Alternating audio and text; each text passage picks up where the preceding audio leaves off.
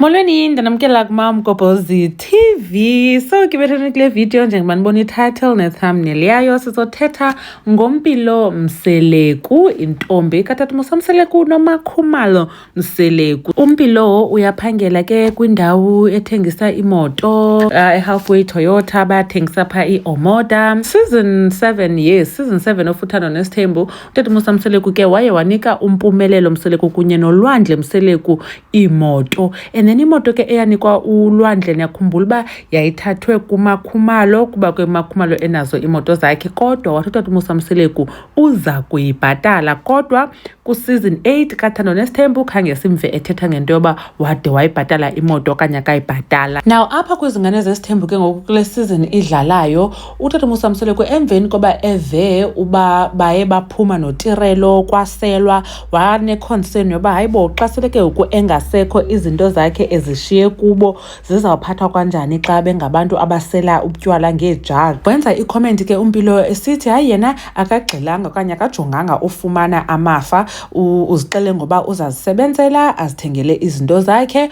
Wabe noAbongo ke sana wayethethe the same thing xa kwakuthethwa ngento edibene nemoto, edlalisa abazali bakhe ba uyayifuna imoto naye wathi hayi yena uzazisebenzela azithengele izinto zakhe. Ndabe ndiqomba nangoku bethetha ke sana ingathi kukhona neshade ethile towards brother babo, bona ke banikwa i-handouts yabo okanye banikwa ke amafa, but ke i-girls zona zizixelele uba zizazisebenzela. uSnake yena ke ngulo ungenayo ne-driving license, so into yakhe yoba kuthiwa uzawuvele anikwe imoto. Utata ke uthi uSnake angahamba ayoshusha ngaloo moto okanye ayinike ii-boyfriends zakhe ziyiqhube. So ngoku uMpilo simbona eqhuba apha i-Mercedes Benz. Siyazi ke besibonisile efumene i-driving license yakhe or i-driver's license yakhe. So apha ke I think uqhuba imoto kamamakhe uMakhumalo Mseleku. Siyamazi ke mos uMakhumalo uno-beast wakhe, and very soon I'm sure uMpilo uzawuba neyakhe imoto.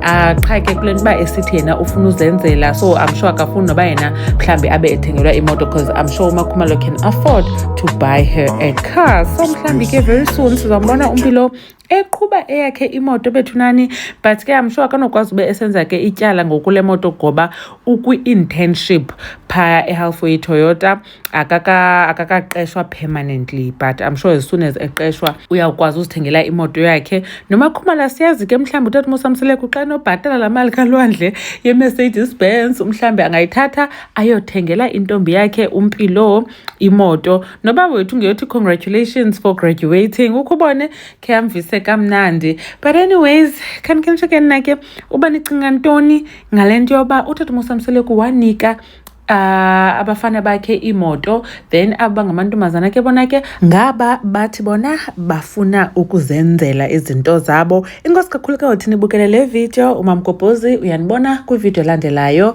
Bye.